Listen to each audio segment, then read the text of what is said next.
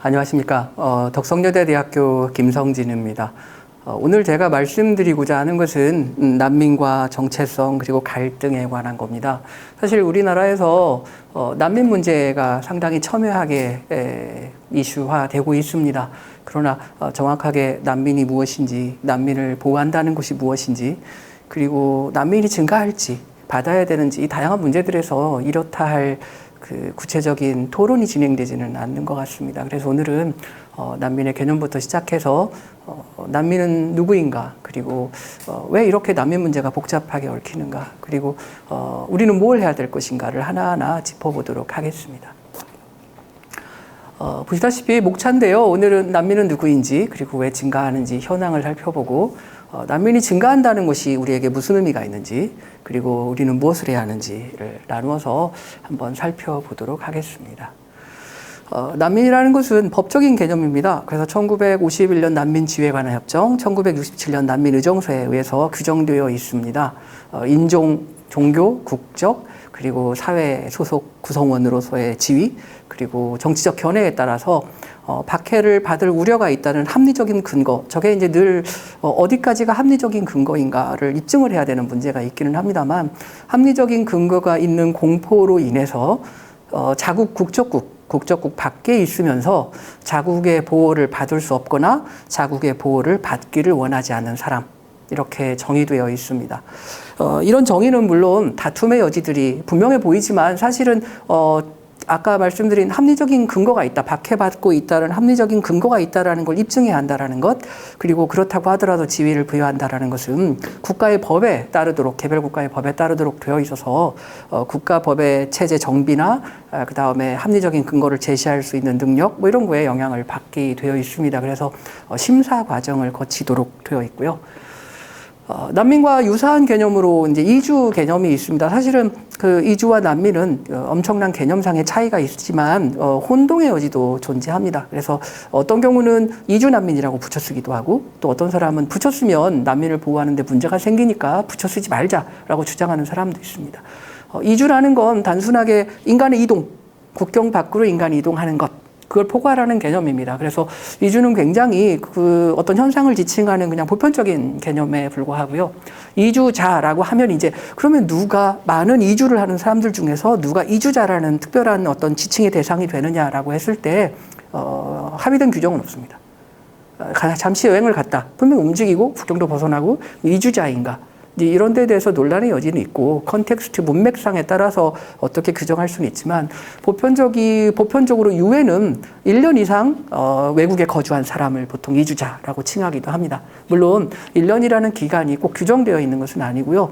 개중에는 계절 노동자처럼 잠깐 6개월, 3개월 농번기 때, 이유 때 나가서 노동하고 오는 사람들, 이런 사람들도 사실은 이제 이주자 부류에 속합니다. 그래서 1년 이상 외국에 거주한 사람, 이게 이제 특정한 목적과 상관없는 경우이기 때문에 그런 경우는 보통 이주자라고 우리가 정의를 하고 있습니다. 그다음 이주자 중에서도 경제 이주자라는 표현이 있습니다. 그러니까 이주 노동하는 사람들은 따로 구분해서 지칭을 하기도 합니다. 이분들이 특별히 이렇게 주제가 되는 것은 이주 노동 자체가 국제적으로 굉장히 중요한 의미를 가지고 있기 때문입니다.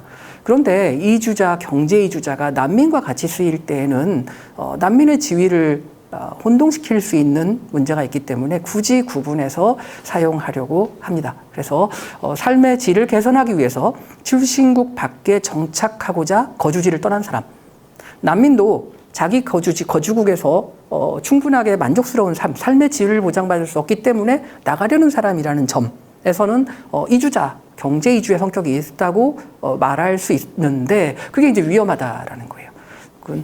난민 같은 경우는 자신의 의사와 상관없이 박해나 박해받을 합리적인 근거, 그에 기초한 두려움 때문에 국가 밖으로 피신해야 한다는 점에서 질적으로 차이가 있는 것이고요.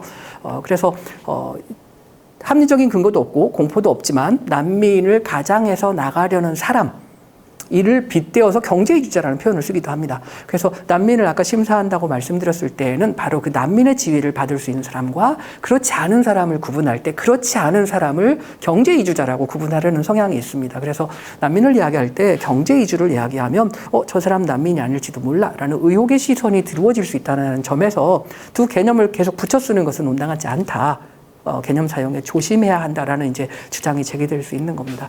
무엇보다 이주, 경제 이주는 국가의 권한에 속하는 영역입니다. 국경 통제, 그 다음에 불간섭의 원칙 뭐 이런 거에 따라서 누가 우리 주권 구구 국경 내로 들어올 수 있는가, 나갈 수 있는가는 그 국가가 정한 법에 따라서 그 국가가 컨트롤할 수 있는 권한을 가지고 있습니다. 그래서 가장 차별적인 곳이 어쩌면 국경 통과하는 곳일 수도 있어요. 공항에 가면 내국인, 외국인 뚜렷한 구분을 하고 있는데 그걸 차별이라고 이야기하지 않는 것은 법적으로 근거를 가지고 그 권리가 국가에 있음을 모두 인정하기 때문에 그렇습니다. 반면에 난민은 국가가 권리를 가지는 대상이 아니고요. 난민협정에 가입을 하게 되고 거기에 따라서 국내 법을 정비하게 되면 난민에 대해서는 국가가 보호를 해야만 하는 의무를 가지게 되어 있습니다. 그래서 국가가 임의로 난민을 받지 않는다든 이럴 수가 없는 거예요. 난민이 와서 난 여기에서 비호 신청을 하겠습니다. 난 여기에서 난민의 지위를 얻고 싶습니다라고 하면 주어진 법과 절차에 따라서 그걸 심사를 하고 합당한 지위를 부여하고 그 사람을 보호 지원해야만 하는 국제적인 의무가 있는 것이고 그렇게 하겠다고 약속을 하는 것이 의정서와 협약에 가입하는 것입니다. 그래서 이주자는 국가가 통제할 수 있는 권한을 가진다라는 것이 일반적으로 인정된 것이라면 난민에 대해서는 국가가 정해진 절차에 따라서 보호하고 지원해야 될 의무를 가진다라는 점에서 두 개념상의 확연한 차이가 있게 되는 것입니다.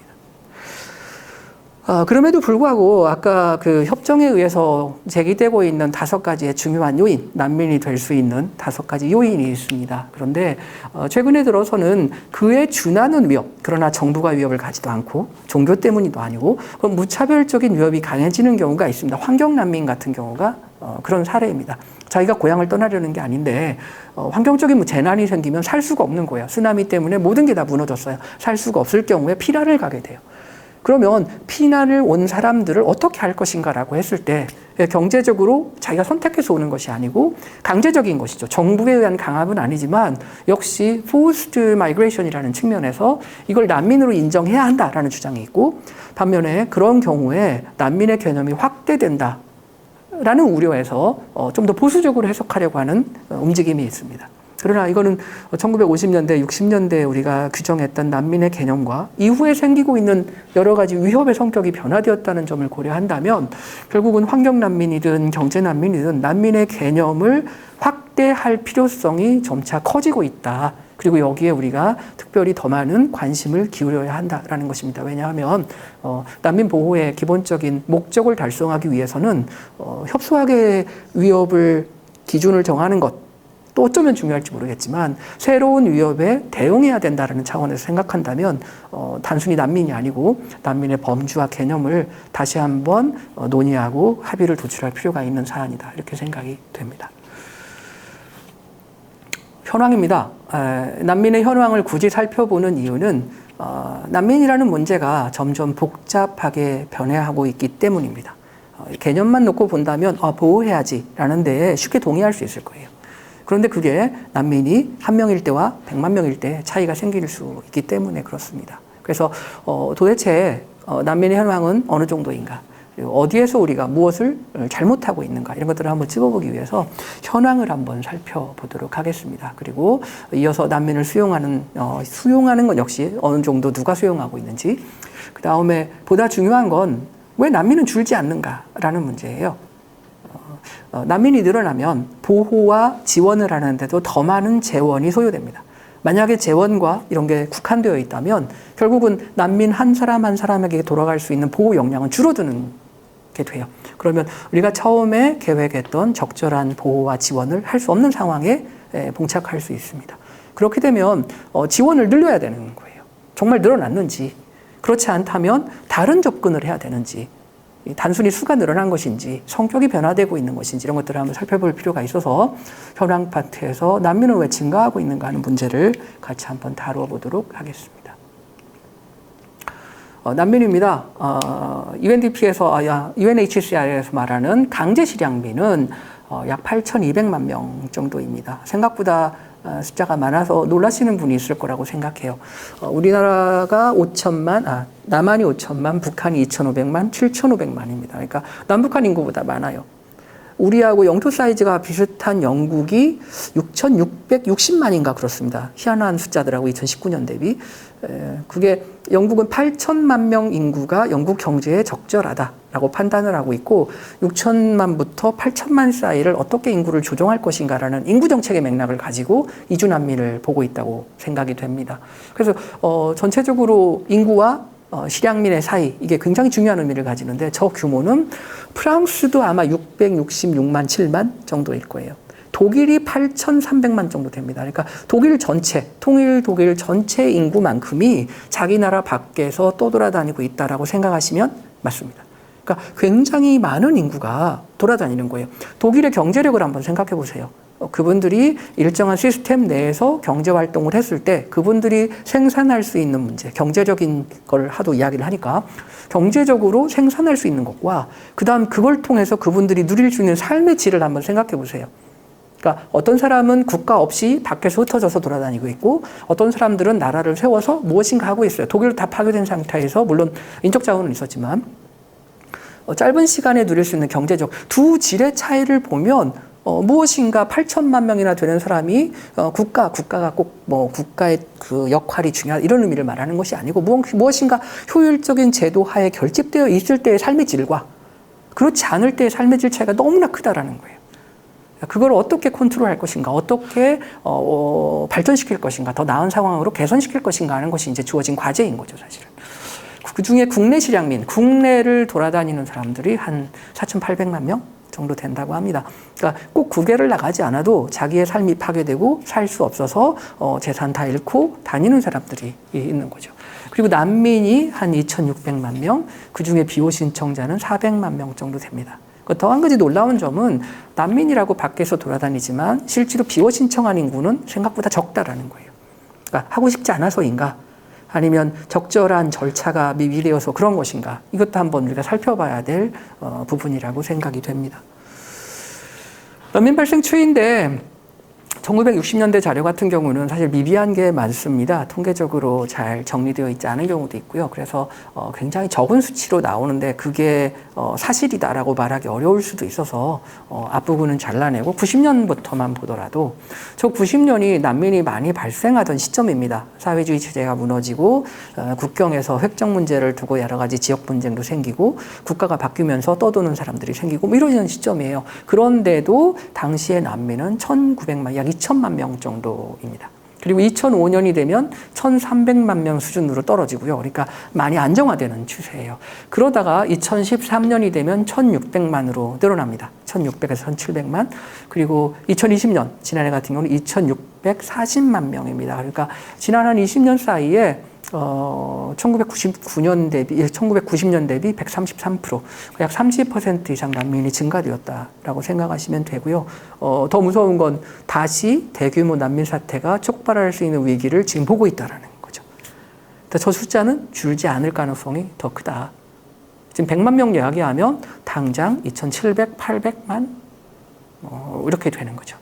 그래서 아프간 난민이 단일 규모로 최대 난민이었다가 시리아 난민이 발생하면서 저 2013년부터 늘어나는 게 시리아 난민의 영향이 더 큰 것 같은데 다시 아프간 난민의 규모가 시리아 난민을 능가하는 규모로 늘어날 수 있습니다. 그러면 거의 7, 800만 수준으로 늘어난다는 것을 의미합니다. 그래서 생각보다 굉장히 큰 문제에 우리가 봉착하고 있다라고 말씀드려야 될 것 같습니다. 난민 발생 지역을 보면 지역군입니다. 저것은 저 그래프는 이제 지역군 그래프인데 보시다시피 사하라 이남 아프리카 지역에서 많이 발생했고요. 그다음 남아시아, 남부아시아 쪽에서 방글라데시부터 시작해서 많이 발생을 했던 게 아마 1990년대 초반의 이야기였던 것 같고요. 그러다 점차 줄어들었다가 중동 아프리카 지역, 그러니까 북아프리카 지역입니다. 그래서 난민 규모가 커졌고요. 저건 이라크, 시리아 이런 전쟁, 이집트 뭐 이런 것들에 영향을 주는 겁니다. 그리고 이제 남아시아 쪽에서의 다시 이 이주가 낮은 규모긴 하지만 안정되지 않은 상태로 계속 지속되고 있다는 걸 보여드리는 거고요. 그 다음에 새롭게 적은 규모이기는 하지만 중남미에서도 난민이 많이 발생하고 있습니다. 이제 경제적인 문제, 부패와 범죄, 국가 실패 이런 것 때문에 많은 사람들이 이탈하고 미국행 걸어서 1000km 가는 이제 그런 여정을 시작하면서 나타나는 현상이고요. 콜롬비아, 그다음에 베네수엘라 이런 쪽에서 난민이 대규모로 발생하고 있습니다. 국가별로 본다면 90년대 이후에 보면 80년대쯤에 아프가니스탄 사태가 퍼졌을 때 560만 명 정도가 난민이 되었습니다.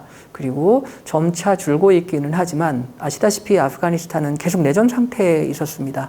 아프간 난민은 그런 의미에서 계속 지속되고 있고 2019년까지밖에 없는데 20년까지 있는 거예요. 저 그래프가 사실은 이후에 다시 증가될 가능성이 있습니다. 그리고 2011년 시리아 내전 이후에 보시다시피 시리아 난민이 670만 명까지 증가하고 있습니다. 시리아 난민도 더 나아질 기미는 보이지 않고 있습니다. 그래서 저게 단기에 급격히 발생하는 난민인지 아니면 저게 아프간 난민처럼 일정액 줄어들었다가 10년, 20년씩 지속될 수 있는 문제인지에 대해서는 앞으로 생각해야 될 바가 많이 있다고 생각을 하고요. 그다음 남수단 난민이 보시다시피 증가하고 있고 저 밑에 회색이 두꺼운 색은 미얀마입니다. 그래서 보시다시피 이제 그 대규모 난민이 발생하기도 합니다만 그 다음 그래프를 보시면 아까 그 대규모 난민 그래프 때문에 가려졌던 그 두 그룹을 빼고 나니까 이제 작은 숫자의 상대적으로 적은 규모의 난민 그래프가 크게 보이지 않아요. 그래서 보면 에티오피아, 이라크, 남수단. 에티오피아 난민 그래프를 보시면 단기에 발생하는 난민 사태라는 거에 성격을 알 수 있습니다. 에티오피아 난민은 아직도 있지만 보시다시피 250만 명이 넘어갔다가 한 10년 그래도 길게 끌었죠. 사이에 많이 줄어듭니다. 저건 어느 정도 진정되고 안정화되었다는 것을 의미해요. 그러나 1990년대 이후의 그래프를 보면 특징을 보면 일단은 난민이 발생하는 지역이 굉장히 많아졌어요. 그러니까 하나하나가 문제가 있는 것이고 거기에서 작은 규모지만 상대적으로 대규모로 50만 명씩 나오게 되면 합치면 많은 숫자가 되는 거고요. 저렇게 산발적으로 많이 나오면 대응해도 쉽지 않은 일이 벌어지고요.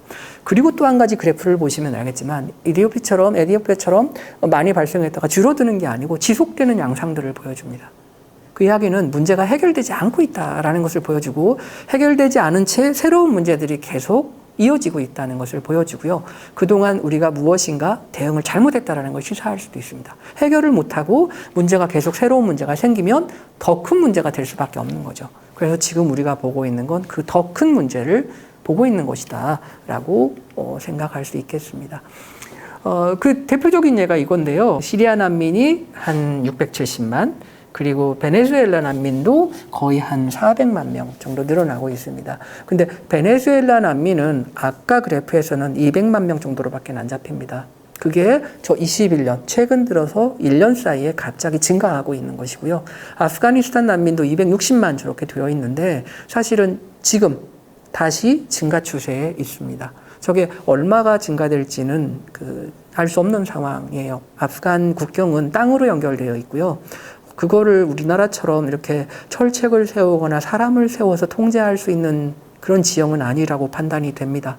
그러니까 밤에 산 넘어서 걸어가는 사람들이 생기기 시작하면 수를 헤아릴 수가 없을 정도가 될 수도 있습니다. 그걸 우려해서 주변국들이 긴장을 하고 있는 것인데요. 실제로 이제 그게 어떻게 전개될지는 앞으로 한두 달 사이에 우리가 보게 될 것이라고 생각이 됩니다. 그리고는 해결되지 않은 남수단 문제, 그리고 미얀마 난민도 증가 추세에 있습니다. 결과적으로 보면 베네수엘라 같은 경우는 490만 명 이상이 출국을 했고요. BOC 희망이 85만, 그러나 여전히 390만 명은 어딘가를 향해서 걸어가고 있는 중입니다. 사실은 390만 명이 떠돌고 있다는 것은 한 나라에서 나온 우리가 상상할 수 있는 것보다는 굉장히 큰 숫자라고 보시면 돼요. 우리나라 중소도시가 50만이 넘는 중소도시가 많지 않아요. 도시 몇 개가 10개가 공동화되고 그 사람들이 다 어딘가를 갔다고 생각하시면 이게 그렇죠. 문제가 가늠이 안 될 정도로 저분들에게 식량과 물을 제공하는 것만으로도 이미 한 나라가 어떻게 할 수 있는 범위는 넘어갔다라고 생각해도 됩니다.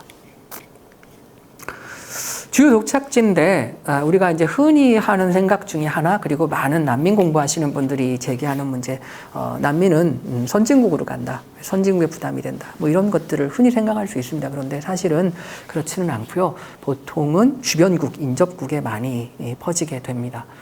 그러다 보니까 부유한 나라보다는 그것보다는 덜 부유한 발전도상국이나 가난한 국가에 많이 체류하게 되는 양상이 벌어집니다. 그 이야기는 모두에게 부담이 되는 상황이라는 거죠.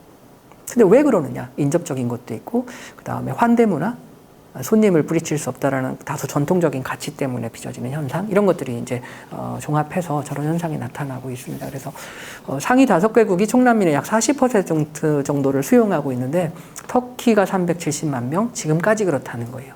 터키가 최근 들어서 어제 뉴스? 아프간 난민 안 받겠다 라고 대통령이 선언을 했는데, 그 대통령이 선언을 한다고 되는 일이 아니잖아요. 어쨌든 그 맥락 뒤에는 370만 명이라고 하는 난민들이 존재를 합니다.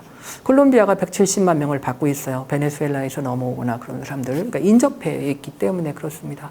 파키스탄이 140만 명 정도를 받았고요. 그 다음 우간다가 140만, 그리고 독일이 120만 명을 받았습니다. 그건 좀 이따가 이제 다시 왜인지는 다시 이야기를 한번 하도록 하겠습니다. 대체적으로 시리아 사태가 촉발되었을 때도 초기 2011년에 시작을 해서 2014년 저때가 이제 독일과 영국, 프랑스 이런 데서 우리가 시리아 난민을 받겠다라고 개입하기 시작하던 시점입니다. 을 보면 레바논, 요르단, 터키, 이라크, 이집트, 북아프리카 지역 이렇게 많은 대부분 100만씩 받았어요. 레바논 자체가 내전 상태고 뭐 이제 종식됐다고 할지 모르겠지만 하여튼 그런 상황인데 100만 명 이상의 난민을 받았다는 거죠. 그래서 저기는 그 차단하려 나중에 보면 차단 노력도 하고 받지 않겠다고도 하지만 실질적으로 이제 국경 통제의 한계도 있을 뿐만 아니라 어쨌든 넘어오는 사람들을 요르단도 아랍에서는 그렇게 부유한 나라는 아닙니다. 그런데도 불구하고 거의 60만 명, 터키가 70만 명 이상을 초반에도 받았었습니다. 문제는 초반에 유럽에 난민이 들어오기 전까지 한 3년 정도의 시간이 있었다는 거예요. 그 3년 동안 적극적으로 지원하고 보호하고 쉘터를 마련했다면 그 사람들이 유럽까지 넘어오지 저렇게까지 많이 넘어가지 않아도 될 뻔했을 수 있다. 그러니까 내 문제가 아니다. 물론 그런 의미는 아니에요. 그러나 긴박하지는 않았었던 것 같아요. 그 사이에 문제가 커지면서 그게 걷잡을 수 없는 문제로 결국은 커진 게 지금 우리가 보고 있는 유럽의 난민 위기라고 생각이 되거든요. 내일이 아니다라고 관심을 놓고 몇 년을 있는 사이에 문제가 커지면 결국은 그게 내일이 되는 것은 시간 문제라는 거죠. 그게 최근의 난민 사태들이 보여주는 교훈 같은 것이라고 생각이 됩니다. 그래서 특히 난민 문제에 관심을 가져야 한다라는 거죠. 그럼 이제 난민은 왜 증가하는가? 난민 보호라는 말도 많고 그 다음에 저렇게 열심히 받는 국가도 있고 세계적으로 기구도 만들어지고 유엔도 관심을 가지고 많은 자원이 투여되는 것 같은데 그런데 왜 난민 숫자는 줄지 않고 오히려 30% 이상 증가하는가? 라는 문제를 생각하지 않을 수가 없어요. 5대 사유, 인종, 민족, 종교, 특정 사회 소속 정치적 견해가 달라서 난민을 신청할 수 있죠. 근데 그거 외에 전쟁, 무력 갈등도 많이 늘어나고 있습니다. 젠더 기반 차별 폭력도 그런데 한 가지 요인이 한 번에 발생하는 게 아니고 복합적으로 발생합니다. 전쟁 상태에서 성차별적인 범죄가 일어나기도 하고 기근이 발생하기도 하고 저게 거의 동시에 발생하기도 하고요. 기근이나 가뭄이 들면 거꾸로 분쟁이 늘어나기도 합니다. 그래서 누가 먼저 할 것은 없겠지만 어쨌든 저런 그 스트레스적인 상황이 단 하나의 요인에서 발생되지는 않는다. 복합적으로 발생이 된다. 그게 그 사람들이 자기가 살던 땅을 떠나야만 하는 이유가 되는 겁니다. 젠더 기반 차별 때문에 떠난다고 이게 말이 돼? 싸워야 될 거 아니야. 저게 그냥 다른 게 다 괜찮은 상태에서 저렇게만 생기는 게 아니고 전쟁 상태와 겸해서 생기는 거예요. 그러니까 우리가 생각하는 폭력 차별이라는 것이 총을 들이대고 쏘는 상황에서의 차별과 폭력이기 때문에 그건 피하는 게 맞는 거예요. 그래서 그렇게 왜 스스로 해결하지 못하고 도움을 청하고 밖으로 나오느냐라고 주장하기에는 한계가 있는 거. 그 다음에 이제 기후변화와 같은 새로운 도전들도 사람들이 자기가 태어난 곳을 떠나게 하는 요인이 되고 있습니다. 기후 문제가 심각하다고 다양한 논의를 하죠. 단거리 항공 노선을 폐지하겠다고 프랑스가 얼마 전에 이야기를 했습니다. 그래 항공 노선을 폐지해야 될 정도로 심각하다라고 문제를 이야기하면서 기후 문제가 심각하고 더 이상 농사를 지을 수가 없고 양을 키울 수가 없기 때문에 나라를 떠난다라는 사람에 대해서는 왜 그러느냐고 거꾸로 묻는다는 거예요. 자기들은 항공 노선을 폐지를 해야만 하는 상황에 있다는 걸 인지하고 있으면서도 이건 어떻게 보면 되게 논리적으로 일관되지 못한 태도인 거죠. 논리적으로 일관되지 않게 사는 사람 많잖아요. 그게 뭐가 문제냐? 그러면 그게 이제 반지성 사회가 되는 거예요. 그래서 한때는 우리나라도 가진 건 사람밖에 없고 배워야 산다라고 했을 때 배운다라는 것은 굉장히 로지컬한 거를 배우는 거잖아요. 그런 사회에서 비로지컬한 사람들이 늘어나고 있다는 것도 생각해보면 되게 아이러니한 상황이라고 할 수 있습니다. 그래서 난민 문제를 보면서 느끼는 것은 난민을 보는 것도 있지만 난민을 통해서 비치는 우리의 모습을 본다라는 것도 되게 뭐 뼈아픈 점이라고 해야 되나요? 그런 게 좀 있는 것 같습니다. 아까 말씀드린 난민 문제가 복합적이다. 왜 늘어나느냐라고 했을 때 이제 아까는 요인에 관한 문제, 늘어날 수밖에 없는 요인이 있다라고 하는데 실제로 보면 1970년대 통계를 보면 난민이 보시다시피 70만 명 수준의 10만 명 이상이 그러니까 70만 명이라는 게 난민 전체가 70만 명이라는 게 아니고 10만 명 이상이 발생하는 국가의 난민 수를 합쳤을 때 세 국가고 10만 명 이상이 그러니까 난민이 발생하는 국가는 세 개고 그 세 국가의 난민을 합치면 70만 명이라는 뜻입니다. 그리고 그게 80년대, 90년대에 들어오면 15개, 1,300만 명. 그러니까 질적으로 한 10년, 20년 사이에 많이 바뀌었지만 그래도 뭐라고 생각하는데 그게 2020년이 되면 23개 국가에 1,260만으로 바뀌게 됩니다. 그러니까 그 얘기는 뭐냐면 한 군데서 크게 터지는 것도 있지만 그러니까 난민규가 상대적으로 적은 적다는 게 우리가 말하는 몇백 명, 몇천 명이 아니고 그래도 여전히 10만, 20만, 30만이 되는 국가가 계속 늘어나고 있다는 것을 말하고 있는 거예요. 21세기가 되고 세계는 발전하고 세계화가 되고 세계화의 효과는 사람들의 복지를 증진시켜 줄 것이라고 다 이야기를 했는데 저 지표를 보면 차별이 커지고 있다. 그러니까 격차가 커지고 있다는 걸 단적으로 보여주는 겁니다. 난민이 발생하는 국가는 확실히 많이 증가하고 있다는 거죠. 보시다시피 아까 그래프인데 이제 그 발전 추이를 좀 더 뚜렷하게 보이기 위해서 했던 건데요. 90년대 이후에 확연히 증가하는 것을 볼 수 있을 겁니다. 그리고 잠시 2005년 사이 주춤하다가 다시 늘어나고 있는 추세입니다. 아까 변표와 비슷합니다. 보시다시피 이제 90년이 지나면 촘촘하게 그래프가 두꺼워지잖아요. 그래서 난민 발생국이 늘어나고 있고 결국은 크게 우리가 관심을 갖는 국가가 있어요. 시리아 난민, 무슨 난민 이렇게. 그거를 해결하지 못하는 것도 문제지만 그 외 난민에 대해서도 거의 손을 못 대고 있다라는 거. 물론 손을 못 대고 있는 건 아닙니다. 계속 UNHCR이나 이런 데에서 그리고 NGO나 국제기구 이런 데서 적극적으로 돕기 위한 많은 시스템도 개발하고 노력도 많이 하고 있습니다. 다만 그게 진정되지 않는다는 거죠. 왜 일어나느냐? 기근, 기아, 사막화 이런 것들, 기후변화가 한 요인이 될 수 있습니다. 잠시 말씀드렸었지만 기근이나 기아가 단주의 굶주림으로 끝나는 게 아니고 그렇게 되면 이제 지역 분쟁이 발생할 수 있습니다. 그러다 보니까 결국은 저것들이 무력 갈등을 일으키게 되고 그럼 이제 피난민이 증가하게 되는 거죠. 정치적 요인도 있습니다. 탈사회주의 체제 전환을 하는 과정에서 영토 문제들이 발생해서 우리가 알고 있는 자잘한 작은 분쟁들이 분쟁이 작다라고 말하는 게 참 이상하긴 하지만 우크라이나 사태도 아직 해결이 안 되어 있는 거죠. 우크라이나 난민도 발생을 합니다. 그리고 그 외에 아제르바이잔, 아르메니아 분쟁도 있고 그래서 사회주의 체제 전환 과정에서도 갈등이 생기기도 했고요. 그 이후에 나타나는 민주화 과정에서도 사실은 많은 어려움이 생기고 있습니다.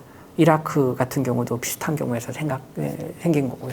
그래서 국가 능력이 약화되면서 혼란 상황에 빠지고 그러면서 많은 인구가 유출되는 양상도 벌어지게 됩니다. 그래서 역시 그 끝은 분쟁과 갈등이다. 그래서 사람들이 많이 나타나게 된다. 그 다음에 문제는 이제 많은 사람들이 이 문제를 언급하지는 않습니다. 세상이 좁아졌다라는 건데 제가 처음에 출장 다닐 때는 행선지를 다 인터뷰 다닐 때는 여기서 출장 가기 전에 다 프린트를 해서 갔습니다. 장소도 다 프린트하고 인터뷰하러 가게 되면 제가 어떻게 거기를 인터뷰하러 갔는데요. 몇 달 전부터 연락해서 약속 잡고 소개받고 이렇게 해서 했는데 그날 1시간 늦어서 사람을 못 만난다 그러면 말이 안 되잖아요. 근데 그럴 수 있잖아요. 처음 가는 길에 길도 모르고 나는 여기라고 생각했는데 저기일 수도 있고 그러면 어떻게 하냐면 그날 아침 약속이 2시다 그러면 아침 10시쯤 나가서 답사를 해야 돼요. 현지에 가서 살펴보고 여기가 맞는지 보고 그리고 이제 그 앞에서 간단하게 점심을 먹고 멀리 못 가니까 그 옆을 계속 맴돌게 되는 거예요. 하루에 내 편한 시간에 약속을 착 잡고서 일을 볼 수 있는 게 아니고 상대편에 맞추기 때문에 어떤 때는 3개를 할 때도 있고 어떤 때는 하나도 못 할 때도 있고 어떤 때는 1개일 수도 있어요. 그럼 이제 3개 잡히는 날은 그 전날 못 할 때 다 답사를 해둬야 되는 거죠. 그리고 교통편이 저녁이 되면 바뀌는 경우가 있습니다. 그러니까 제가 저녁 때 답사할 때는 그 버스가 있어요. 거기 가는. 근데 다음 날 보면 노선이 바뀌어가지고 안 가요. 그런 황당한 일이 많기 때문에 교통 노선도 그 편하게 갈 수 있는 걸 찾는 게 아니고 지하철, 고정된 노선을 타고 거기서부터 걸어서 측정을 이런 식으로 다녔어요. 최근에 출장 갈 때는 핸드폰 킵니다. 다 안내해줘요. 다음 버스 몇 분에 오는지, 그거 놓치면 몇 번 타는지, 어디서 내려서 뭘 갈아타는지, 이거 안 뽑아가는 것만으로도 스트레스가 엄청 줄어요. 이게 뭐냐면 우리가 어디를 갈 때 준비해야 될 게 완전히 줄었다는 것을 의미합니다. SNS를 켜요. 상대편도 있어요. 가기 전에 SNS로 내가 원하는 걸 다 얘기해요. 그럼 상대편도 거기에 자료를 준비하고 대답을 해요. 저 혼자 갔는데 프론텍스 인터뷰를 간 적이 있습니다. 폴란드에 있는데 유럽 국경관리청이에요. 유럽 국경관리청에 이야기를 했더니 소개를 시켜주는 거야. 마침 시리아 난민, 지중해 난민을 연구하는 사람이 있어. 소개시켜줄게. 연락이 됐어요. 그리고 방문을 했어요. 그랬더니 정말 이만한 방에 자기가 새로 만든 PPT라고 하면서 PPT를 쫙 저를 위해서 PT를 1시간을 해주는 거예요. 저 혼자 관객이고요. 앉아가지고 그분이 PT하고 내가 보고 이 표 이쁘지? 이거 케임브리지 팀이 어제 와서 2주 동안 이걸 만들고 어제 돌아갔어. 그러니까 유엔에서 공식적으로 배포하는 PPT이기 때문에 너무 이쁘게 잘 만들었어요. 효율적으로. 목적이 있는 행동이잖아요. 이거 어떻게 해야 된다. 그러니까 어필을 해야 되는 그런 세세한 것까지 다 해놓은 건데 PT를 하더라고요. 그거 여기서 그냥 다 이렇게 해서 어레인지가 돼요. 근데 그게 저만 될까요? 저분들도 다 돼요. 이주, 난민, 노선에 있는 사람의 필수품은 핸드폰입니다. 이걸 가지고 다 실시간으로 커뮤니케이션을 해요. 그래서 어디에 가서 누구를 만나야 할지, 그리고 어디를 가면 안전한지, 어디 국경이 닫혔는지, 여기는 닫혔는데 어느 국경은 걸어서 갈 수 있는지 이런 정보가 다 공유가 됩니다. 그리고 충전할 수 있는 곳, 와이파이가 되는 곳이 난민들이 모이는 곳이 된 거예요. 자연스럽게. 그럼 모이면 어디에서 왔는지 정보 교환이 가능합니다. 그 말을 그냥 믿는 건 아니에요. 자기들끼리도 다시 다 비교를 하죠. 그 얘기는 뭐냐면 어쨌든 세계화가 되고 SNS 연결망이 늘어나고 네트워크가 바뀌면서 사람들이 이동하는 패턴, 이동을 결정하는 과정에 커다란 변화가 생겼다라는 것입니다. 네, 그런 요인들이 난민이 증가하는 요인이 되진 않아요. 그게 위협은 아니잖아요. 위협을 받고 있는 사람이 떠나서 훨씬 이동을 빠르게 할 수 있는 데 도움이 돼요. 그게 안전한 이동을 보장하느냐? 그건 모르겠어요. 안전할 수도 있고 거짓 정보가 많기 때문에 오히려 불리한 경우도 있습니다. 리비아 난민센터에 들어가서 인신매매 이야기들이 나온 적이 있어요. 그래서 중간에 납치되는 사례들을 쭉 이야기하고 SNS에서 그렇게 공유가 됐어요. 리비아 사람들은 그럴 리가 없다라고 주장을 하고 자기들끼리 논박을 벌입니다. 그러나 그 와중에 그런 위험성들이 공유되는 거예요. 그러면 안전해지는 거죠.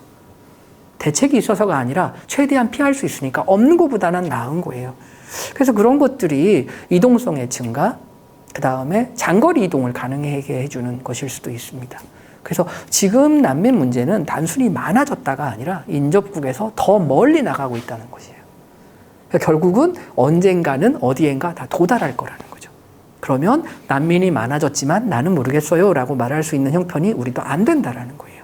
그걸 우리가 선택할 수 있는 문제가 아니고 세상의 메커니즘의 변화, 저런 그 SNS 연결망 네트워크의 과학기술의 발전, 이동통신 기술, 그 다음에 소득 수준이 옛날보다 좀 높아진 것, 이런 것들이 합쳐지면 이동성이 증가했기 때문에 그게 결국은 우리나라에 닿는 데는 시간 문제라는 거죠. 게다가 우리나라의 지명도는 되게 높아졌어요. 전에는 한국 그러면 어디? 지금 한국 그러면 코리아, 뭐, 넘버원 이래가면서 다 아는 척을 해줘요. 심지어 어떤 나라에 가면 한국 돈도 받아요. 어떤 나라에 가면 기념사진 찍자고 해요. 어디에서 왔는지 처음에 막 다 몇 나라를 부르다가 한국 그게 아니고요. 대뜸 처음부터 한국 그렇게 얘기하고 그러면 한국에서 왔다 그러면 한국말로 인사하고 오 너무 잘해요. 그러면 나 한국에서 1년 동안 일했어요. 라고 이야기를 한단 말이에요. 그런 것들이 우리가 선택을 했든 안 했든 그동안 우리가 우리 경제를 발전시키면서 했던 일이에요. 그리고 어떤 때에는 그것 때문에 자부심을 느끼기도 하고 문화적으로도 훨씬 나아졌고 좋아해요. 근데 그 좋아한 것이 인지도를 높이고 인지도가 높이면 연결망에 결국 우리나라가 뜨게 되는 거죠. 그러면 결국은 선택폭 안에 들어가게 될 수 있어요. 결국은 우리가 원하면서 하는 행동과 어떤 원치 않은 행동이 있다고 하더라도 그 두 개를 선별해서 받을 수 있도록 그렇게 차별적인 공간이 되지 못한다는 거예요. 동시에 일어난다라는 거죠. 그래서 결국은 이동이 늘어나기 시작하면 다른 반구에서 벌어지는 일이 절대로 우리와 무관하지 않게 될 거다. 초반에 문제가 작았을 때 나 몰라 하고 놔뒀다가 문제가 커지고 위기가 생겼다라고 하던 유럽의 얼마 전의 경험이 우리에게도 닥칠 수 있다. 그러니까 이게 피해서 되는 일은 아니라는 거죠. 그럼 이제 난민이 증가하고 이걸 피할 수 없다라고 했을 때 그럼 난민 증가는 어떤 의미를 가지는가라는 겁니다. 수가 늘어나면 보호할 수 있는 인력과 재원이 많이 들어간다. 단순히 그렇게 해결될 문제인가? 양이 많아진다고 물론 질적 변화가 나타나는 것은 아닐 수 있습니다. 그럼에도 불구하고 난민이 증가됐다는 것은 일단 지원의 어려움, 보호의 어려움이 생겼다는 것, 그 다음에 인식의 변화가 나타나기 시작합니다. 그리고 어떤 경제적인 의미 같은 것도 바뀔 수 있고요. 정치, 사회적인 의미를 가질 수도 있습니다. 지금 우리가 전에 하지 않았던 논쟁을 벌이고 있다면 그 난민이 촉발한 논쟁이라면 저희 어딘가는 영향을 주고 있는 거죠. 옆에 있는 건 그리스의 레스보스는 아니고요. 저게 시스토 캠프 같아요. 아테네 옆에 페리아스 항구, 아테네 그리스의 제법 큰 항구예요. 지하철로 아테네 시내에서 지하철을 타면 40분쯤, 거기에서 택시를 타면 산으로 굽이 올라가서 있는 큰 캠프가 있습니다. 사실은 그리스 땅이 어떤 면에서 보면 오렌지를 심는 볼모지 같은 황량해 보이는 땅이에요. 근데 거기에 사는 야산 낮은 곳인데 거기에 한 200개 이상의 컨테이너 하우스를 놔두고 캠프를 만들었어요. 그 캠프를 갔을 때 찍었던 사진인 것 같습니다. 캠프 가서 사진 찍는 게 되게 제 사진을 찾아보니까 많지 않더라고요. 일단 인터뷰가 너무 바쁘고요. 두 번째는 다른 사람이 살고 있는 걸 사진 찍는다는 것이 그렇게 편한 경험은 못 돼요. 그 다음 사람은 가급적 찍지 않으려고 노력했어요. 그분들이 피사체가 되어야 될 아무 이유가 없어요. 그래서 특히 아이는 공식적으로 찍지 말라고 주의사항에 나옵니다. 아동은 보호대상가, 미성년자는 찍지 말아라. 그건 불가고요. 나머지는 동의하면 찍을 수 있는데 그분들을 붙잡고 내가 사진 좀 찍을게 라고 물어볼 수가 없더라고요. 그래서 사람 들어간 사진이 거의 없어요.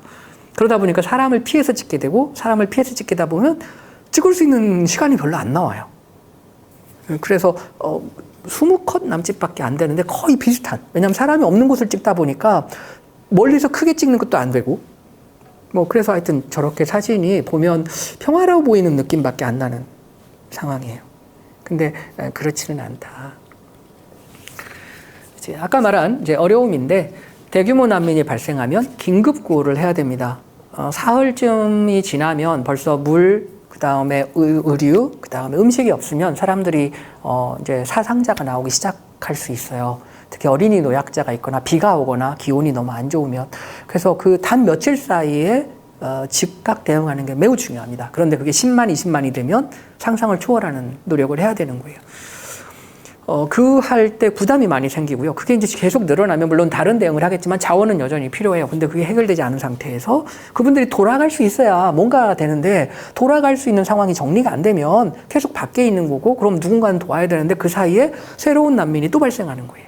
그러면 그분들에게 또 자원을 나눠야죠. 그러다 보니까 계속 문제는 생기는데 해결이 안 된 상태에서 계속 더해지기만 하는 거예요. 그러다가 저렇게 가끔씩 또 큰 난민 사태가 하나 벌어지면 이제 소용돌이에 빠질 수밖에 없는 거죠. 그래서 그게 이제 악순환의 고리에 들어가고 있는 것처럼 보입니다. 난민이 많아지면 논쟁이 있어요. 난민이 많아 수가 늘어나면 보호할 수 있는 자원 때문이지 하여튼 보호에 대한 태도가 바뀐다. 보호 수준이 떨어진다. 이런 논쟁이 있습니다. 난민이 대규모로 발생하느냐 소규모로 발생하느냐 난민이 급속하게 발생하느냐 점진적으로 지속되느냐에 따라서 몇 가지 유형을 나눌 수가 있습니다. 그래서 보시면 압축적으로 폭발하듯이 크는 곳, 그 다음에 점진적으로 지속되는 곳, 소규모로 폭발했다가 정리가 되는 곳, 그 다음에 개인적인 곳 그러니까 대규모도 아니고 소규모도 아니지만 끊임없이 몇 명씩 계속 신청하는 것. 반대로 설명하면 개인 사유로 촉발돼서 아까처럼 5가지 사유 때문에 난 정치적 박해를 받았어. 난민을 신청할게. 그거는 사실 그렇게 큰 부담이 다른 경우에 비하면 큰 부담이라고 할 수 없어서 대체적으로 개개 국가가 자신들이 마련한 법과 절차에 따라서 지원하고 끝이 납니다. 그 다음에 소규모 폭발형 같은 경우는 코소보 사태예요.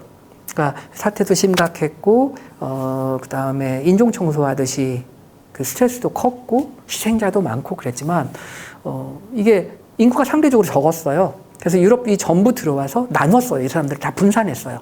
그래서 뭐 어느 도시에 어느 나라가 몇 명, 그러면 그 도시에 몇 명 이렇게 해서 1년을 일단은 다 수용하기로 했고요. 1년 후에는 귀환을 시킨다는 조건 같은 것이 있었어요. 그리고 그 1년 동안 코소보를 진정시키고 분리시켜서 자유도시처럼 만들고 그 다음에 다 재정착을 시켰죠. 그리고 재정착 지원금을 줬어요. 그러니까 그분들이 돌아가서 1년 동안 피해 있다가 돌아가서 정상 생활을 할 수 있도록 만들어 놓은 거죠. 그 1년이 있는 동안 그땐 저 영국에 있었는데 되게 말들이 많았어요. 처음엔 쿠폰을 줬어요. 그러니까 쿠폰을 주고 물건을 사면 나는 코소보 난민이에요를 신고하고 다니는 꼴이에요. 그 쿠폰 내는 사람은 그 사람밖에 없으니까 그거는 부당하다. 당신들은 물건을 살 때 나는 어디서 온 누구입니다. 이거를 말하면서 물건을 사느냐. 그렇지 않다. 근데 왜 코소보 난민이라는 사람들은 나는 코소보에선 난민이에요. 당신이 주는 돈으로 먹고 살아요. 이걸 표시를 하고 다녀야 되느냐. 부당하다. 그래서 이제 현찰을 주기 시작했어요. 문제는 교육이에요. 학생이 있으면 의무교육이니까 임시로 살더라도 이 사람이 학교에 가야 돼요. 근데 거기도 학생 정원이 있어요. 만약에 정원이 차지 않으면 받아줘야 돼요. 가장 가까운 곳에서. 그러니까 새로운 학생이 들어왔는데 그 학생은 영어도 몰라. 아무것도 몰라. 그러면 순회교사 같은 사람들이 있어서 다른 학생이 거기서 영어를 배울 때 얘는 ABC를 못하기 때문에 이 학생을 빼요. 그래서 따로 그런 학생들을 지도하러 다니는 선생님이 이 학생을 붙잡고 그 시간에는 ABC부터 가르쳐요. 근데 그 수요가 갑자기 늘어난 거예요. 그래서 이게 단순히 많은 수가 아니죠. 상대적으로 적은 수를 받았음에도 불구하고 그런 기존의 절차에 맞춰서 모든 서비스를 제공한다는 것 자체가 스트레스일 수 있어요. 스트레스라는 건 기분 나쁘다 이런 게 아니고 재정이나 이런 데 압박이 가해진다라는 거죠. 근데 1년이었기 때문에 할 수 있었던 거죠. 그래서 코소보 사태는 수용을 하고 임시보호를 하고 송환을 하고 그러니까 정착을 할 사람들이 아니었고 그 다음에 다양한 선택의 옵션이 가능했던 거예요. 그래서 의외로 소규모이고 급속하게 발생했지만 소규모였기 때문에 정리가 가능한 사례였던 거고 거기에 합당한 다양한 정책적 옵션이 존재했다라는 거고요. 저렇게 급속으로 터지게 되면 이제 자원을 통합 대응, 혼자서 할 수 없는 일이에요. 기본적으로 일단. 그래서 무엇인가 통합적인 협력을 해야만 하는. 근데 그 협력이라는 게 쉽지 않거든요. 그게 어떤 메커니즘이 있어야 협력이 되는 거예요. 여러 사람이 무조건 필요한 물건을 가지고 모였다라는 것만으로 협력이 되느냐? 그렇지 않아요.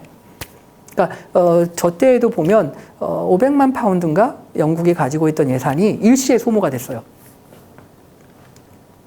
돈이 부족하잖아요. 그래서 이제 콜을 해요. 이런 문제가 생겼으니까 국민들이 자발적으로 뭘 보내주십시오. 그러다 좀 지나면 의류는 보내지 마세요. 뭘 보내지 마세요. 뭔 보내지 마세요. 이런 이제 나오기 시작해요. 뭐냐면 자기가 주고 싶다고 해서 무조건 주면 그게 그 사람들한테 도움이 되는 게 아니에요. 오히려 그거를 전달하는 체계에 부담이 되는 거예요. 물류시설도 없는데 당장은 물이 필요한데 물은 안 오고 옷이 막 계속 오면 옷 받아서 정리하느라고 사람, 공간 뭐 다 써야 되잖아요. 근데 실제로 물은 없어. 이런 형상이 그래서 필요한 어떤 로지스틱스를 분명히 갖추어야만 협력이 되는 거예요. 근데 그게 연습 안 하고 한 번에 될 리가 없죠. 그래서 사실은 구호단체 같은 경우는 그런 게 굉장히 잘 되어 있어요. 언제 누가 무엇을 가지고 어떻게 투입해야 되는지 그리고 그게 지나면 다음에 누가 가서 뭘 해 이런 것들이 다 정리되어 있는데 그런 메커니즘이 유엔에서도 아직은 부족하다고 느끼고 있어요. 그래서 2000년대 초반부터 저 효율성을 높이기 위한 노력들을 하고 있고요. 그래서 어떤 시스템 구축해보고 실험해보고 평가해보고 다시 만들고 이런 노력들을 지금 하고는 있습니다. 그런데 그거가 효율을 다 내기 전에 저런 큰 사태들이 지금 퍼지고 있는 거예요. 유럽 내에서 공동으로 대응합시다 그랬는데 공동정책이라고 하는 수준에 이르기 전에 문제가 생겨서 지금 그걸 수정하고 있는 중인데 결과적으로 비난하는 프로아실이라고 난민 구호단체, 독일의 난민 구호단체가 있어요. 그 구호단체에서 모니터링을 해서 보고서를 낸 게 있는데 보면 결국은 EU 차원에서 공동으로 이제 앞으로 이렇게 대응합시다라고 한 것이 구금 기간을 늘리는 것, 심사 기간을 늘리는 것, 임시 조치를 취할 수 있게 해주는 것 이런 거예요. 그러니까 당신이 난민인지 심사해야 돼. 서류가 없어. 뭘 어떻게 할 수 없잖아요. 그럼 진술도 받고 뭘 해야 되는데 너무 많아. 기다려야 돼. 전에는 그걸 한 달 내에 끝내야 돼서 4주에. 그거에 플러스 20주. 이런 걸 내는 거예요. 그래서 편인이 이게 뭐 하는 거냐 지금 이게 난민을 돕겠다는 거냐 당신들이 행정편의상 못하는 기간을 늘려서 당신이 못하는 것이 합법적인 수준에 이르게 하는 거냐 이런 비판들을 가하고 있는데 그 20년 일이란 말이에요. 그러니까 유럽이 다른 정책과 많은 면에서 공동으로 보조를 맞추고 있고 그런 면에서는 문제가 있다고 하지만 아시아를 놓고 비교해 보면 유럽연합이 하고 있는 건 어떤 이유에서든 굉장히 많이 공동으로 뭘 하고 있어요. 난민은 못 하고 있거든요 아직도. 근데 그거를 다른 세계의 많은 나라들과 정책적으로 무엇을 한다? 쉽지 않아요. 그래서 이제 저런 상태에서 나왔던 것이 소극적인 수용입니다 사실은. 그리고 보충적 지위라고 하는 새로운 지위를 부여하게 되는 거예요. 난민이 되면 보통은 시민들하고 별반 차이가 없는 걸 할 수 있습니다. 신분적으로도 신분으로 안정이 되고 직업 선택의 자유가 있고 그 다음에 가족 초청의 권리가 생깁니다. 그래서 난민을 수용할 때 보면 우리나라도 마찬가지인데 난민 판정을 해주는 것 중에 많은 부분은 가족 초청입니다. 가족 재결합은 인도주의적인 문제예요. 그래서 그걸 못하게 하는 경우는 거의 없어요. 그래서 그걸 허용을 하게 돼요. 보충적 지위를 받게 되면 여러 가지 제약이 좀 따르게 됩니다. 가족 초청이 일단 안 될 수 있어요. 당신은 보호해주지만 당신 가족은 잘 몰라. 당신은 난민은 아니야. 그러니까 가면은 위험에 처할 수 있기 때문에 여기 있어도 돼. 하지만 당신만. 이렇게 되고 체류 기간도 2년, 1년 이렇게 점진적으로 늘려는 줘요. 그렇지만 매해 혹은 2년, 3년마다 다시 판단을 해서 연장 여부를 보여줍니다. 이제 이라크 같은 경우는 많이 진정이 돼서 이라크 출신으로 난민 받기가 어려운 국가도 있습니다. 계속 보충적 지위만 주는 거예요. 그래서 일하고 싶어? 오케이, 너는 이 일은 해도 돼. 허락받고. 그리고 난민 신청하는 거 안에 필요하면 여권을 인정해줘요. 비자를 연장을 해줍니다. 그러나 계속 심사 대기인 거죠. 제가 만났던 사람은 3년이 됐는데 심사 2번 받았고 아마 자기는 힘들 것 같다고 그러더라고요. 형제인데 동생은 받았는데 형은 못 받았어요. 그런 경우도 있어요. 이게 이제 진술을 어떻게 하느냐 이런 데에서 굉장히 어려움들이 생기는 거예요. 그래서 그것도 이제 전문적인 노력들이 필요한데 그런 인력도 많이 부족한 상태인 거죠. 그리고 이제 그래서 난민 지위가 아닌 새로운 소극적 수용 방식들이 이용되기도 하고 있습니다.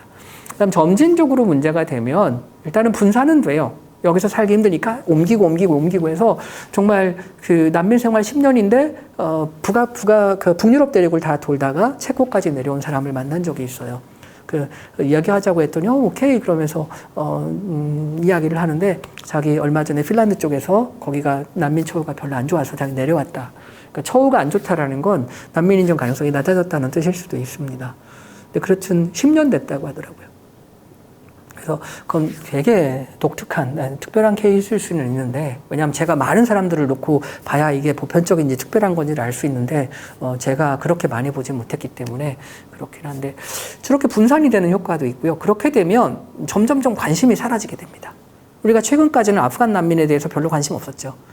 저렇게 많은 사람이 떠돌고 있는데 관심이 없었던 이유는 표면화되지 않는 거예요. 이제 다 숨어있고 관심이 줄어드니까 그 이야기는 뭐냐면 그게 결국은 그 사람들을 안고 있는 개별국의 문제가 돼버린 거예요. 우리는 모르는 거죠.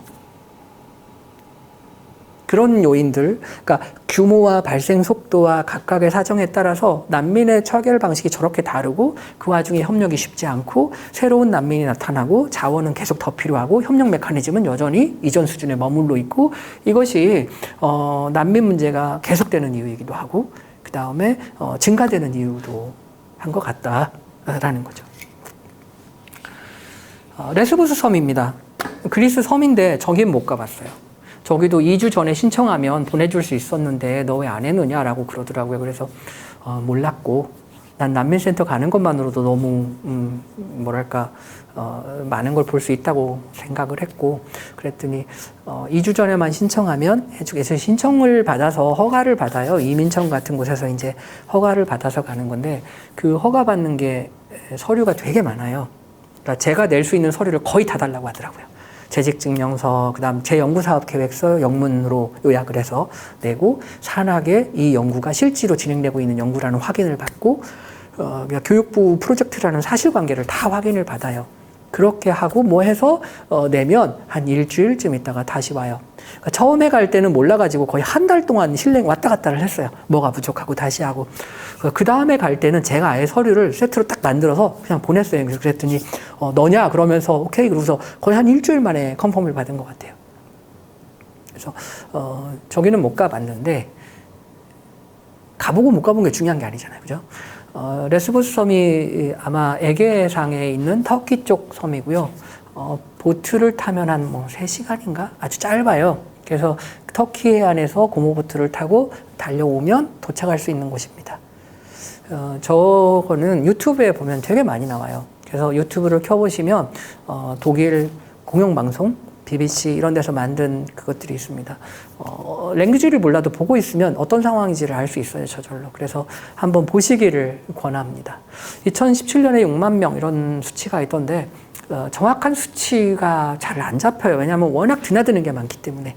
근데 DW인가요? 독일 공영방송 뉴스를 보면 리셉션 하는 사람이 하는 이야기가 있어요.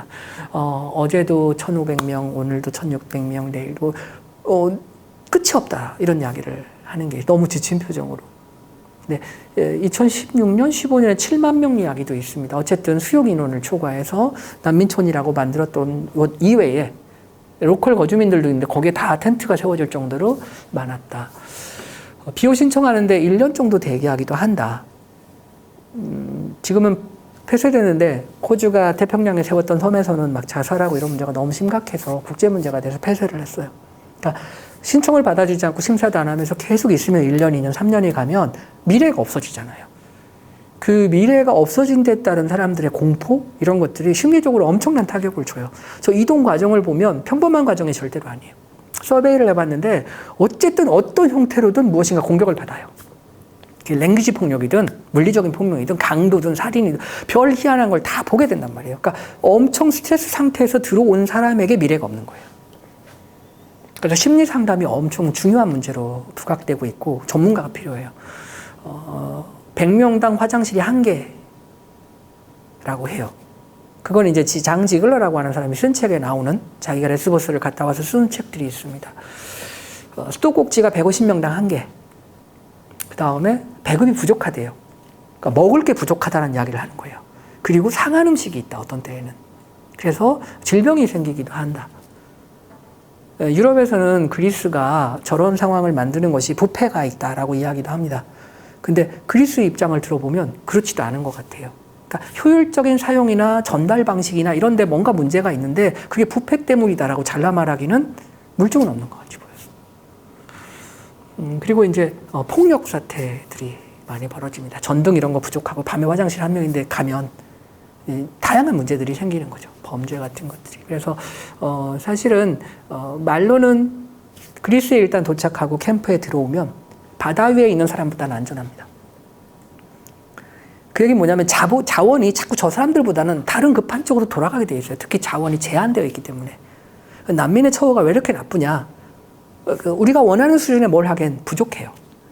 그럼 우선순위를 두는데 우선순위는 어디냐면 안전한 곳에 도착하지 못한 사람들에게 우선순위가 갑니다. 근데 안전한 곳에 도착한 사람이 그럼 안전하냐? 그건 다른 문제예요. 그러니까 도착한 곳은 안전한데 그 사람들은 안전하지 못해요. 그런데 돈은 없어요. 이렇게 되는 거죠. 그래서 이제 이런 문제들이 사실은 말하기는 쉬운데 그분들 얼굴을 보면 그게 사실 말하기가 쉽지 않아요.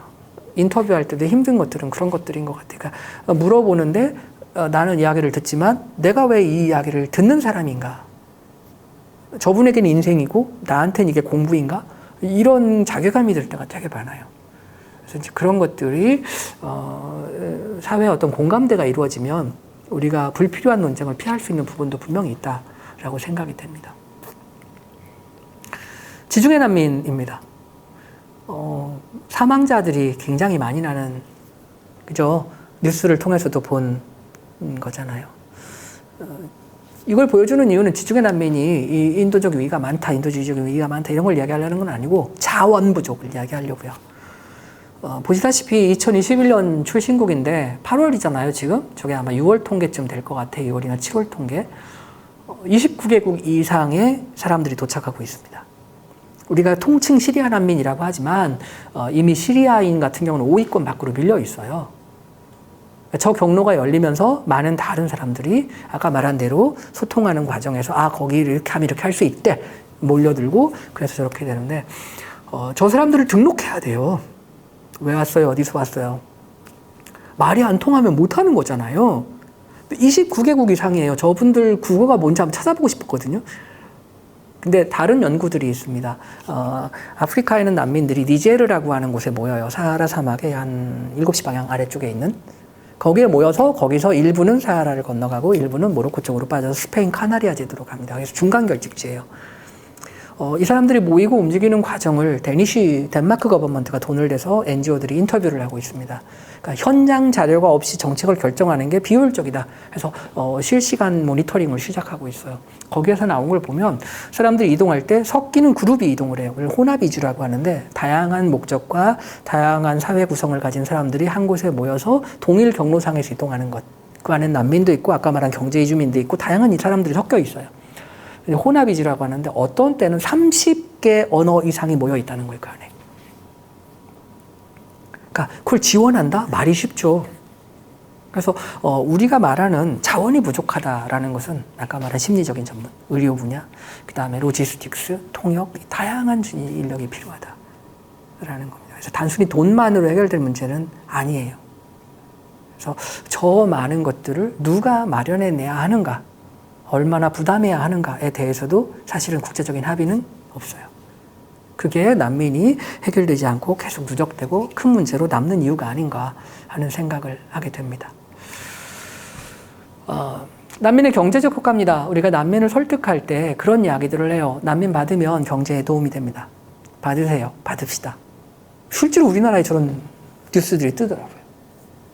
저게 이제 예멘 난민들 때일 거예요. 그 뒤로 저런 논문은 싹 사라졌죠. 검색하면 2018년 위주로 많이 나옵니다. 해외 연구를 인용하기도 하고. 경제적으로 유의미해서 난민을 받는다. 있어요. 그런 접근도. 저거는 이제 난민 정책인데 난민 인식이 경제적이냐. 난민이 경제적인 요소로 파악하는 거예요. 난민 노동력 오케이라고 하는 입장인 거죠. 그 다음에 사회적으로 파악하려는 사회적 가치에 염두를 두고 하려는 경향이 있습니다. 그 다음에 국경을 얼마나 개방할 것인가에 대해서 개방적인 모델도 있지만 폐쇄적인 모델도 있습니다. 그래서 영국은 굉장히 차별적인 모델이라고들 이야기합니다. 차별이라는 게 안 받겠다라는 게 아니에요. 역사적으로 유관된 지역에서 오는 사람들을 주로 받겠다라는 것이고요. 난민에 대해서도 여성과 아동, 아까 선별을 하더라도 어느 경우에도 보호가 필요한 사람, 정말 보호가 필요한 사람들을 위주로 받겠다라고 하는 겁니다. 그래서 시리아 사태 때는 보호자 미동반 아동을 받겠다라고 선언을 했어요. 그러니까 안 받는 게 아니에요. 받는데 너무나 확실한 어느 경우에도 반드시 보호해야 될 분명한 사람들을 받겠다라는 거예요. 그래서 말로는 차별적이고 폐쇄적 모델이라고 하지만 폐쇄라는 게 문을 걸어 잠그겠다가 아니에요. 생각보다 많은 난민을 받고 있습니다. 그 다음에 독일은 공리주의적 모델인데 독일은 2차 대전 이후에 노동력이 부족했어요. 순환이주 형태로 외국인을 불러다가 노동력을 쓰고 돌아가는 정책을 취했었어요. 60년이 넘어가면 체류하는 사람들이 많아지고 결국 다문화 정책으로 돌아서게 됩니다. 포기하는 거예요. 돌아가지 않으니까 같이 사는 방법을 찾은 거죠. 그래서 독일은 한 5년 정도 이주 난민을 받아서 재교육하고 하면 그게 독일 경제에 도움이 될 거라고 이야기를 합니다. 물론 독일이 개방적인 모델을 취하는 것은 반드시 그런 것 때문은 아닙니다. 2차 대전 때의 책임, 그 다음에 메르켈이라고 하는 지도부의 어떤 인도주의적인 태도와 입장 이런 것들이 결집된 거예요. 독일에서 논쟁이 벌어졌어요. 연정했을 때. 30만인가 40만 상한을 정하자. 1년에 받을 수 있는 난민 수의 상한을 만들자. 메르켈 반대했어요. 그게 상한이 있을 수 없는 거다, 그거는. 그런데 나중에는 합의를 했어요. 왜냐하면 저렇게 대규모 특별한 난민 상태가 아니면 보통 30만 정도가 들어오니까 30만의 상한, 40만의 상한을 두어도 변화는 없는 거예요. 그러니까 상한이 있지만 의미가 없는 상한이니까 수용하겠다. 그러나 원칙적으로 상한이라는 개념은 받을 수 없다. 이렇게 합의가 된 상태인 거거든요. 그러니까 저기 개방적이다라고 했을 때 그 개방은 또 우리가 생각하는 개방보다도 훨씬 큰 규모를 이야기하는 겁니까? 우리가 보면 폐쇄라는 것도 놀라운 개념, 개방이라는 것도 놀라운 개념. 그러니까 우리는 폐쇄도 개방도 그 말을 붙이기 애매한 정도의 폐쇄적인 거죠. 그러니까 그게 바람직하다, 바람직하지 않다와 상관없이 현실은 그렇다는 거예요. 동아 모델인데 프랑스는 난민에게 인기 없는 나라입니다. 저기는 동아 모델이라고 하는 것은 자기들이 그 약속을 하면 지켜야 되는 모델이긴 한데 프랑스의 가치를 계약을 맺고 지켜야 되는 거예요. 근데 지원은 적대요. 그래서 그런 거. 스웨덴은 여전히 가치지향적, 난민이니까 받아야지라고 하는 입장입니다. 난민의 유입의 경제적 효과를 보면 연구 자료는 부족해서 효과가 있다 없다를 말하기는 어렵다는 게 제 생각입니다. 그리고 그 다음 문제는 인도적인 문제를 경제적인 이점이 있다 없다를 가지고 판단하는 것 자체가 일단은 적절한가 하는 의문을 떨치기가 어렵더라고요. 그래서 이 논쟁은 난민과는 별개의 논쟁일 수밖에 없다. 사실은 본질은 아닌 거죠.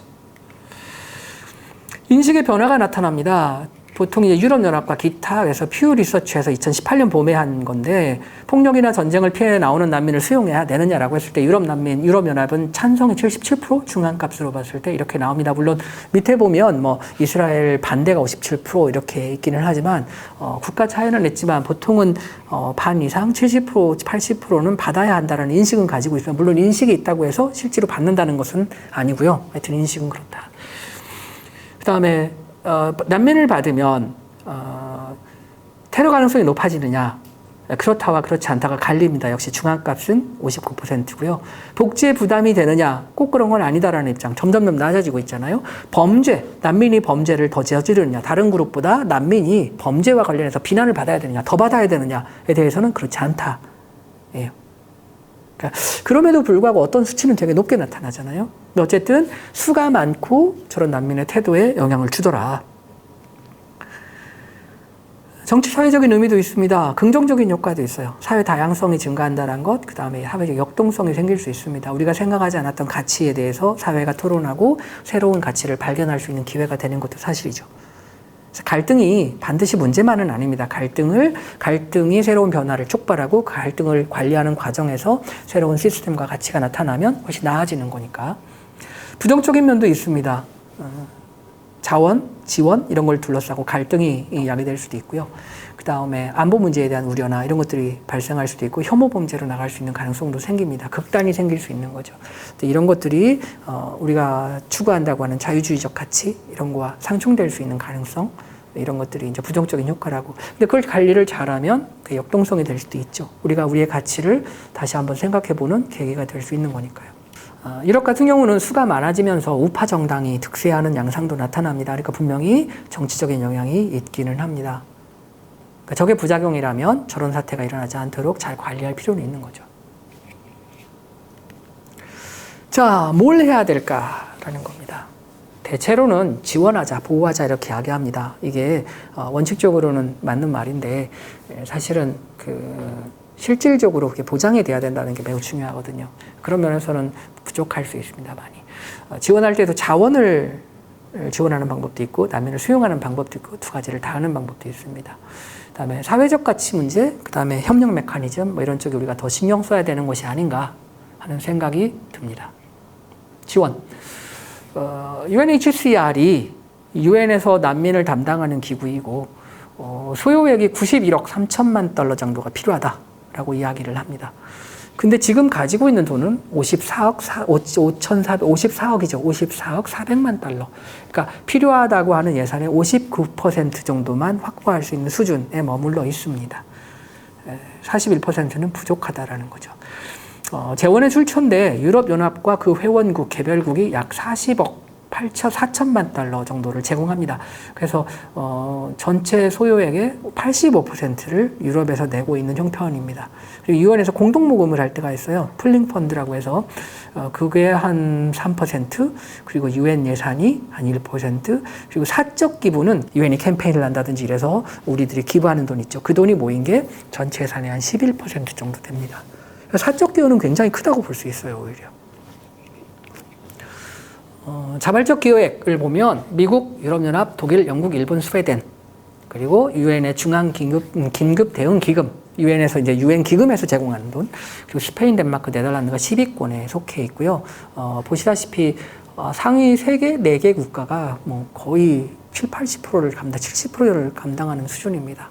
우리나라는 프라이빗, 그러니까 개인적인 차원에서의 기부금이 1%, 전체의 1%로 4,700만 불 정도 되고요. 정부가 한 3천만 불 정도 0.6%를 제공하고 있습니다. 이 두 개를 합쳐도 일본 정부가 부담하는 돈보다 적습니다. 그거는 조금 이제 앞으로도 많이 신경을 써야 될 부분이 아닌가 생각이 됩니다. 왜냐하면 저게 결국은 남의 일이 아니라는 거죠.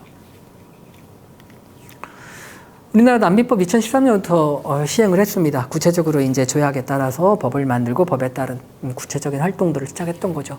난민 신청은 2008년에 360여 명에서 2019년에 2만 5천 명, 2020년은 줄었습니다. 보시다시피 우리가 지금 말하고 있는 건 2만 명, 3만 명 수준을 이야기합니다. 물론 저 숫자는 늘어날 수 있기 때문에 적다라고 해서 무조건 적은 것은 아닙니다. 변화 가능성을 늘 가지고 있고 그렇지만 앞서 우리가 이야기하던 숫자들에 비하면 뒤에 뭐 1,000명 이런 게 빠진 거 아닌가 하는 느낌이 들 정도의 숫자입니다.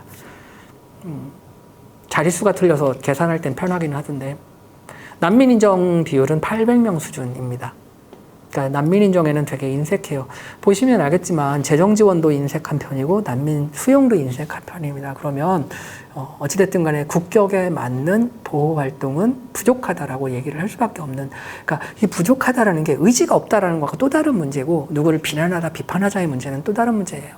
다만 어쨌든 부족함이 있다면 어떻게 할 것인가는 논의할 필요는 분명히 있다라는 거죠. 누구를 비난하거나 비판하려는 것이 아니고 그러나 필요는 있다라는 걸 인정할 필요는 있습니다. 인도적 체류가 많이 있는데 한 2,200명 정도는 인도적 체류를 하고 있고요. 얼마 전에 인권위원회에서 인도적 체류자가 지나치게 비인권적인 상황에 놓여 있는 것은 개선해라 이렇게 이야기한 적이 있습니다. 그러니까 결혼을 안 되게 한다든지, 왜냐하면 결혼하면 국적이 뭐 이런 문제가 있어서 그게 이제 오해 통로가 생기는 이런 것들을 차단하려고 하는 시도 같기는 해요. 근데 시도는 이해하지만 어떤 경우에는 약간 무리하지 않느냐라고 이제 인권위에서 권고 사항이 있기는 합니다. 물론 논란의 여지는 있습니다. 그러니까 모든 거를 하나의 지위로 자꾸 맞춰 놓으면 나중에 심사나 이게 오히려 더 어려워질 때도 있습니다. 다양한 지위를 만드는 건 좋고요. 그러나 그런 면에서도 인도주의적인 차원에서의 배려는 좀 필요할 수는 있다라는 생각은 들어요. 주요 신청국은 러시아, 카자흐스탄, 중국, 말레이, 인도입니다. 저 얘기는 뭐냐면 대량 난민이 들어오고 있지는 않다라는 것을 의미합니다. 그래서 이제 다른 것과는 결이 다르다라고 하는데 보시면 알겠지만 우리는 그 많은 것 중에 주로 이제 개별화된 주요 5개 사유에 기초한 심사가 이루어지는 것이라고 미루어 짐작할 수 있는 부분이 아닌가 생각이 돼요. 표는 보시다시피 인도적 체류가 난민 인정보다 훨씬 많다라는 걸 작은 수지만 보여주고 있고요. 사회적 가치입니다. 사실은 우리가 이제 이 과정을 통해서 뭘 해야 되느냐라고 했을 때 역할 확대와 책임 확대는 좀 필요할 것 같다라는 생각이 듭니다. 그러니까 역할 확대와 책임 확대라는 것이 사실은 우리의 대외 활동과 연관이 되어 있어요. 보시다시피 이거는 얼마 전에 뜬 뉴스. 피난민을 국내에 수용키로 한다. 근데 이들은 난민이 아니다. 라고 정부가 이야기를 합니다. 그게 뭐냐면 우리의 활동과 연계되어서 우리가 지원할 수밖에 없는 사람들이라는 뜻입니다. 그러니까 우리의 활동이 국제적으로 커지면 그만큼 책무가 생기는 거죠. 되게 이제 옛날에 식민지 지배나 이런 걸 가지고 있으면 그 사람들에 대한 책무성이 생깁니다. 그게 뭐 도덕적인 책무를 느끼는 게 아니고 관계 때문에 그 사람들이 많이 체류하게 된다 이런 문제가 생기는 거예요. 우리가 이제 그걸 넓혀가고 있는 중이잖아요. 그러면 거기에 따른 역사적인 책무성이 생기는 거예요. 책임져라 이런 도덕적인 이야기를 하는 게 아니고요. 그렇게 되면 무엇인가 문제도 공유하게 된다라는 거죠. 그래서 피할 수가 없다라는 거예요. 그게 싫으면 단절을 해야 되는데 단절할 생각은 아니잖아요. 그래서 이제 그런 책임성이 생기고 다음엔 차이. 근데 차이가 있잖아요, 우리와. 그 차이를 어떻게 할 것이냐라고 하는 차이의 정치 문제가 생기게 됩니다. 차이의 정치를 수업하는데 학생들이 그렇게 썩 좋아하는 것 같진 않아요. 국제협력체제입니다. 사실 이제 우리가 많이 할 수 있는 노력이 저런 부분이 아닌가 싶어요. 집합적 대응할 때 효율적인 문제, 인도적 비상사태가 생겼을 때 협력체제를 구축하는 문제. 그 다음에 유엔에서는 이제 저것 때문에 인도적 대응 과정에서 어떤 시스템, 집단적으로 대응할 수 있는 능력, 집단 간의 협력 능력 이런 것들을 개선하려고 노력 중이고요. 거기에 대한 비난은 문제를 해결하는 게 아니고 문제를 해결하는 메커니즘을 만드는데 너무 많은 노력을 하고 있지 않느냐 이런 비판도 있습니다. 그럼에도 불구하고 효율성을 높이기 위한 시스템은 필요한 것 같아요. 저것도 기술이거든요. 기술과 어떤 역량이에요. 그 역량, 그런 역량을 키우는 곳을 하고 있고, 정말 이도 저도 아니라면 저런 역량을 키우는 노력이라도 배가 해야 된다라는 생각이 듭니다. 그 국제협력을 강화해야 되는데, 아까처럼 이제 적정 기술인데, 화장실이 얼마 없고, 이런 로지스틱을 만드는 것은 달나라를 우주선을 보내는 것보다는 훨씬 손쉬운 기술로 어쩌면 해결할 수도 있어요. 그런 쪽과 관련된 기술도 많이 필요한 거죠. 항상 ODA나 이런 거 할 때 나오는 문제이기는 합니다. 그래서 적정 기술, 너무나 하이 테크놀로지가 아니라 필요를 충족시킬 수 있는 수준의 기술, 그건 거의 모든 나라가 가지고 있을 거예요. 그런데 안 하는 거거든요. 그래서 이제 그런 기술 개발도 좀 필요하고 전문가도 양성할 필요가 있습니다. 효율적인 구호 활동을 하기 위한 기법과 경험을 축적할 필요도 있고요. 끝입니다. 난민은 감수할 거냐? 이동성이 증가하는 걸로 봐서는 그럴 것 같지가 않다. 그러면 지금은 난민 보호가 어렵다고 하는데 앞으로는 열심히 잘할 수 있겠느냐? 그렇지 않다라는 겁니다. 더 많은 재원을 투여하면 보호가 되느냐? 될 수도 있습니다. 그러나 그걸로 다 되지는 않습니다. 왜냐하면 난민의 성격에도 변화가 나타나고 있고요. 이제는 한 나라가 나서서 해결한다고 해서 해결될 수 있는 문제 수준은 이미 오래전에 벗어난 것 같습니다. 그러면 효율적인 국제협력 메커니즘을 만들어야 되는데 상대편이 있는 협력입니다. 나 혼자 열심히 하겠다고 해결되는 것도 아니고 그거를 효과적으로 역량을 준비하고 끌어낼 수 있는 메커니즘, 긴급사태에 대응할 수 있는 능력, 이런 것들에 대한 협력체제가 필요합니다. 군사훈련은 같이 열심히 하잖아요. 사실 저것도 똑같은 안보 문제라면 저것이 그에 상응하는 훈련과 능력과 어떤 기술 이런 것들이 필요한 사업이라고 할 수 있습니다. 그래서 그런 노력들도 좀 필요하다. 난민 유입 차단이 가능하냐? 아까도 말씀드렸지만 관계가 확대되면서 책무가 늘어난다. 국격이 늘어나면서 인지도가 늘어난다. 이런 것들이 우리가 끊는다고 해서 끊어질 수 있는 문제가 아닙니다. 선택적으로 난 이것만 받을게. 나는 우리의 국격이 올라가는 것만 택할 거야. 책무는 나중에. 이렇게 결정될 수 있는 문제는 아니라는 거죠. 그러면 우리나라가 도착지로 선호될 가능성도 생기잖아요. 미루어서 해결될 문제는 아니고 아까처럼 의지만 갖고 되는 것도 아니고 그런 앞으로 생길 수 있는 문제에 대한 대응, 그건 사회적인 합의, 그 다음에 기술적인 역량 이런 것들이 다 포함된 겁니다. 그거에 좀 더 많은 신경을 써야 될 때가 되었다라는 생각이 듭니다. 정체성인데요. 난민이라는 다른 존재의 유입, 이게 이제 우리라고 하는 어떤 공동체에 영향을 준다라는 생각들을 많이 하는 것 같아요. 결국은 우리는 뭐냐를 한번 생각할 때가 된 거죠. 저걸 계기로. 너무 비약이다라고 말씀하시면 그것도 일견 타당할 수는 있습니다만은 결국은 우리가 누구고 어떤 사회를 만들고 싶고 그 맥락에서 난민이란 어떤 존재인가를 연결해서 생각하는 노력들을 좀 더 해야 되겠다라는 생각이 들어요. 피할 수 없게 되는 상황이고 그게 우리 사회에 긍정적인 영향을 미친다면 바로 저런 분의 고민을 촉발하였다라는 점이 아닌가 이렇게 생각이 듭니다. 저거는 시스토 난민 캠프 같습니다. 보시다시피 산이 높지도 않고 나무도 없어요. 저 때가 아마 40도가 넘는 출장 가면 관광한다는 속설이 있는데 관광이요. 쓰러지지 않으려고 저기 가니까 2시 되니까 직원들 다 퇴근했어요. 자원봉사자 다 퇴근했어요. 인터뷰하겠다고 했더니 그럼 네가 할 수 있으면 해봐 이러더니 2시 돼서 나 집에 간다고 가더라고요. 난민들 밖에 나오질 않아요. 그런데 한낮에 텐트 보이시죠? 평화로워 보이시죠? 40도 날씨에 저 텐트 하나로 지키고 있는 거예요. 그나마 빨리 온 사람은 그늘 안으로 들어가 있잖아요. 저 텐트를 안에 못 쳐서 밖에 친 사람도 있어요. 난민 캠프 밖에 길 옆에. 근데 저기서 사는 거예요. 하여튼 뭐 그렇습니다. 예, 저렇게 안에 친 사람도 있잖아요. 그래서 다른 데는 에어컨이라도 있습니다. 컨테이너 하우스는. 되게 비싸게 지은 거라고 하더라고요. 저 마지막 인터뷰하고 나오는 날도 큰 컨테이너 하우스 하나가 들어가더라고요. 이제 새로 저 부족함 때문에 더 만드는 거예요. 교실입니다. 학교는 열어요. 아이들은 가르칩니다. 어른들은 몰라도. 어느 학교나 똑같아요. 애들 그림 그린 거 붙어 있고 아이들은 학생들한테 되게 좋아하고 학생들 우리는 난민 캠프라고 부르는데 애들에겐 집인 거죠. 그러면 좀 더 신경을 써야 되는 게 맞는 것 같기는 해요. 평화로워 보이지만 아까도 말했지만 다양한 이유 때문에 왼쪽에 꽃 키우는 사람들 보이시죠? 어떻게라도 집같이 만들고 싶은 노력이 보여요. 그러면 자랑하더라고요. 너 어디서 왔어? 이거 봐. 여기 와서 봐. 앉아. 그러더니 자기가 키우는 꽃 다 설명해주고 과연 과연 저게 쉬운 일일까 하는 생각이 듭니다. 깨끗하게 정리되어 있죠.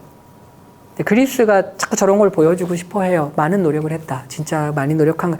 근데 이제 아까 말한 모리아스 섬에는 완전히 다른 분위기입니다. 막 다 뭐 쓰레기 다 쌓여 있고, 저기는 아테네 옆이라니까요. 저기까지 오신 분들은 이제 정리된 거예요, 나름. 에듀케이션이 가장 세상을 바꾸는 좋은 무기다.